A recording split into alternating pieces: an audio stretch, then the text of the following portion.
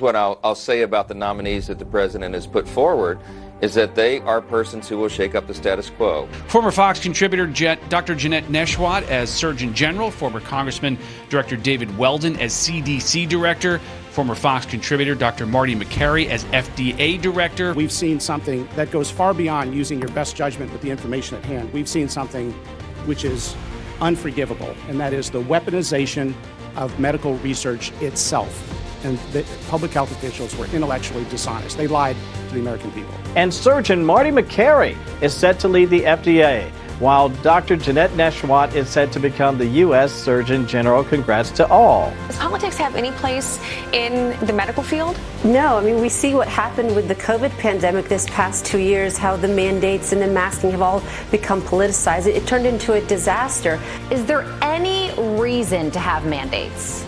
Absolutely not, Carly. I think it's illogical to mandate something that's ineffective. I can tell you firsthand, having taken care of thousands of COVID patients, these little flimsy surgical masks, they're ineffective. I've worked the front lines. I have literally taken care of thousands of COVID patients the past 2.5 years, many of which were children, none of them that I had to hospitalize. But yet today we see the CDC vote to put COVID-19 on the childhood vaccination schedule.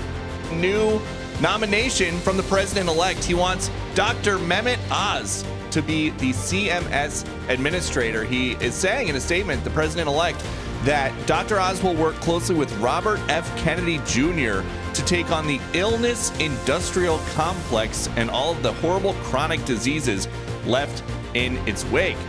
At HHS, he's assigned Robert F. Kennedy Jr., who has single-handedly brought attention to the many public health crises facing Americans. Starting with food, he's interested, I think truly interested, as Trump said, in the well-being of Americans. So as he works through these issues of data transparency and accountability, I think we're going to see sweeping changes in healthcare administration. And so it is the role of the federal government to put the best information out there and let people decide.